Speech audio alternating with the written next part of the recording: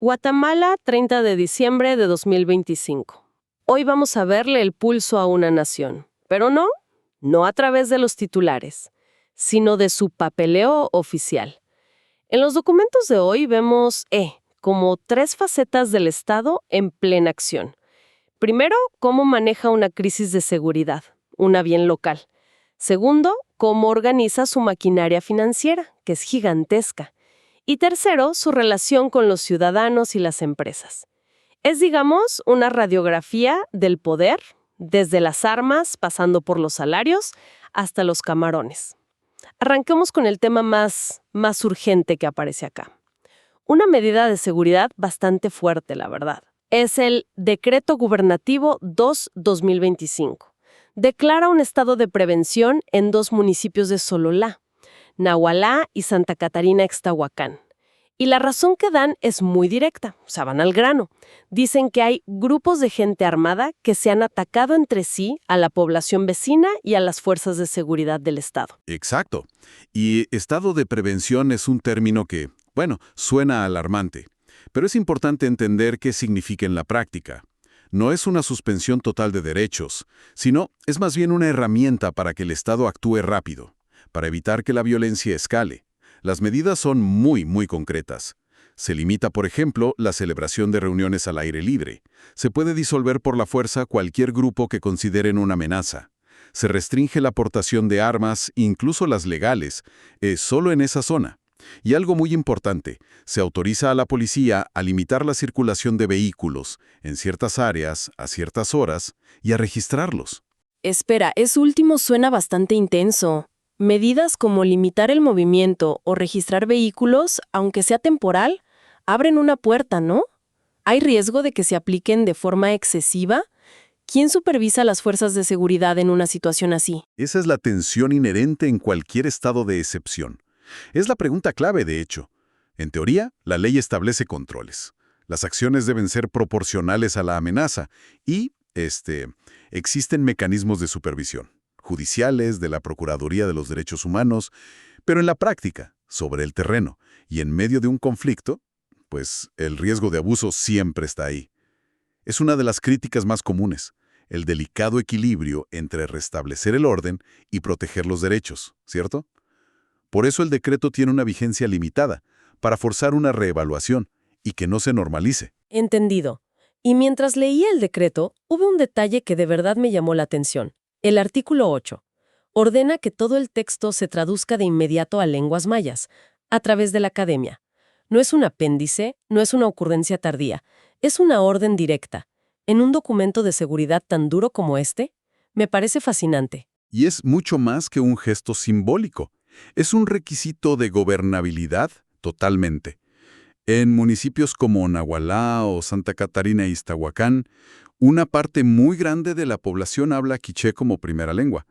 O sea, si el Estado impone reglas que limitan derechos, pero no las comunica en el idioma de la gente, la medida no solo es ineficaz, sino que, pierde toda legitimidad. Es un reconocimiento práctico. Para que la ley funcione, primero tiene que entenderse. Entonces, para controlar esta situación en Sololá, se necesita a la policía, quizás al ejército, y todo eso cuesta dinero. Hay que pagar salarios, combustible, logística. Lo cual nos lleva perfectamente al siguiente punto. ¿De dónde sale ese dinero? ¿Y cómo se organiza esa planilla masiva del Estado? Una transición perfecta, sí, porque pasamos de la acción en la calle a la maquinaria que la financia. Y aquí entra el Acuerdo Gubernativo 260-2025. Aprueba el Plan Anual de Salarios para 2026. Básicamente, es el libro de reglas de cuánto se le paga a cada empleado del organismo ejecutivo.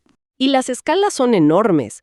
Vi un ejemplo que me pareció muy ilustrativo. Un trabajador operativo 2, por ejemplo, empieza con un salario base de 1,039 quetzales, mientras que un director técnico 3 puede llegar a los 10,949 quetzales. O sea, ves toda la estructura del gobierno en una simple tabla de salarios. Exacto. Y el objetivo del documento es la estandarización, intentar poner orden. Pero la realidad es increíblemente compleja. No son solo salarios base. El acuerdo establece normas para crear puestos nuevos, para ajustar por salario mínimo, y regula las bonificaciones y algo que llaman complementos personales al salario. Y todo esto se gestiona a través de una plataforma central que se llama Guate Nóminas. Guate Nóminas. Suena a algo salido de una película de ciencia ficción burocrática. Vencemos en ella como el software de recursos humanos, pero para todo el gobierno. Gigantesco y complicado. Cada contratación, cada aumento, cada bono, todo pasa por ahí. Y la entidad que supervisa todo es la ONSEC, la Oficina Nacional de Servicio Civil. Actúa como el gran árbitro, digamos, que se asegura de que nadie se salga de las reglas. Pero mencionaste los complementos personales. Suena a que podría haber dos personas en el mismo puesto ganando cantidades muy distintas. ¿Eso no genera inequidad? Absolutamente. Y es uno de los grandes desafíos de la administración pública. Podrías tener a dos personas haciendo un trabajo similar, pero una tiene un complemento por antigüedad, por alguna negociación sindical de antes. Y su cheque a fin de mes es completamente diferente. El sistema Guatenóminas y este plan salarial intentan poner orden en ese caos. Pero claro, lidiar con los derechos adquiridos es un proceso lento y muy complejo. Y para darle dimensión a todo esto, otro acuerdo, el 263-2025, detalla el presupuesto general del Estado. Estamos hablando de más de 163,000 millones de quetzales. Son cifras astronómicas. Y luego hay presupuestos más pequeños, pero igual de importantes, como los 433 millones para CONALFA, el Comité de Alfabetización, o los 10 millones para ADESCA, que es para la descentralización cultural. Y es crucial conectar estos números. De esos 163,000 millones sale el dinero para los salarios que acabamos de discutir. Para los policías del estado de prevención, para los médicos, los maestros. Es el mapa financiero que te revela las prioridades de una nación. Claro, pero un presupuesto tan grande en papel no siempre se traduce en efectividad en la calle, ¿verdad? ¿Qué nos dicen estos documentos sobre los mecanismos para fiscalizar que esos 433 millones para CONALFA, por ejemplo, realmente lleguen a programas de alfabetización y no se queden atorados en burocracia o algo peor? Esa es la pregunta del millón. Estos documentos son en esencia una declaración de intenciones. Muestran a dónde se quiere que vaya el dinero. La ejecución y la fiscalización son la otra mitad de la historia, una que no se cuenta acá. La Contraloría, el propio Congreso, la sociedad civil, son los que luego deben vigilar que ese mapa del presupuesto se corresponda con la realidad. La aprobación es solo el disparo de salida de una carrera que dura todo el año. Actúa esa enorme maquinaria con los grupos que forman la sociedad, desde iglesias hasta empresas pesqueras. Precisamente. Y una de las formas más básicas de interacción es el reconocimiento legal. Vemos varios acuerdos ministeriales que otorgan personalidad jurídica a nuevas organizaciones. Por ejemplo, a la Iglesia Evangélica La Voz de Dios en los últimos tiempos, o a la Fundación Sanluiseños Llevando Esperanza. Personalidad jurídica. Es otro de esos términos legales que escuchamos todo el tiempo. ¿Qué significa en términos sencillos? Obtener la personalidad jurídica es, básicamente, como recibir un acta de nacimiento para una organización. Antes de eso es solo un grupo de gente con una idea. Después de este trámite, ante la ley, esa fundación o esa iglesia se convierte en una persona. Puede firmar contratos, abrir una cuenta de banco, ser dueña de propiedades, demandar o ser demandada. Sin este paso, simplemente no existe legalmente. Es el mecanismo del Estado para formalizar el derecho de libre asociación. Entiendo. Y en esa misma línea, también se reconoce a dos nuevos sindicatos. Uno de trabajadores de la Universidad Pública en San Marcos, el CITRASUSEM UUSAC, y otro en una empresa privada, Hoosier Manufacturing. Muestra las distintas formas de organización, ¿no? Pero donde la interacción se vuelve fascinante por el nivel de detalle, es cuando el Estado regula la actividad económica. Hay un caso que es una joya, el Acuerdo Ministerial 205-2025. Aprueba un contrato entre el Ministerio de Agricultura y una cooperativa de pescadores llamada La Curvina. Sí, este me encantó. Le otorgan a la cooperativa una licencia para pescar camarón en el Pacífico, por 10 años con un barco específico, el Don Manolo. Pero las condiciones que les imponen, eso es lo que realmente llama la atención. Totalmente. Delinean exactamente cómo pueden operar. Por ejemplo, les obligan a usar en sus redes de arrastre algo llamado dispositivos excluidores de tortugas, los DETES. También tienen que tener un sistema de monitoreo satelital en el barco, activo 24/7. Deben llevar una bitácora súper detallada de todo lo que pescan. Y, por supuesto, tienen que pagar una cuota mensual por el derecho a pescar. Aquí es donde vemos el doble rol del Estado en su máxima expresión. Por un lado está diciendo, adelante, exploten este recurso, generen riqueza.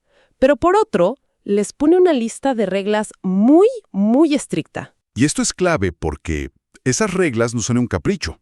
No se trata solo de proteger tortugas por un tema ecológico y ya. Regulaciones como los DETs o el monitoreo satelital son a menudo requisitos indispensables para poder vender ese camarón en mercados internacionales, especialmente en Europa y Norteamérica.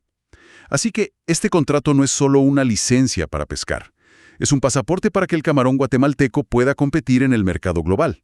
La sostenibilidad se convierte en una herramienta económica. O sea que lo que parece una simple regulación ambiental es en realidad una pieza de estrategia comercial internacional. Exactamente.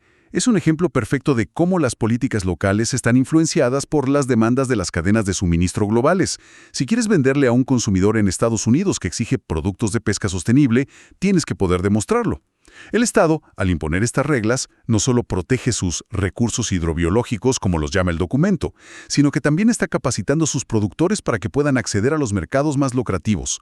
Es un equilibrio delicado, pero fundamental, entre desarrollo y conservación. Estado de prevención, escalas salariales para miles de empleados, presupuestos de miles de millones, y hasta las reglas para pescar camarón con un barco llamado Don Manolo. Lo que hemos visto hoy es una radiografía del Estado en funcionamiento, capturada en un solo día de publicaciones oficiales.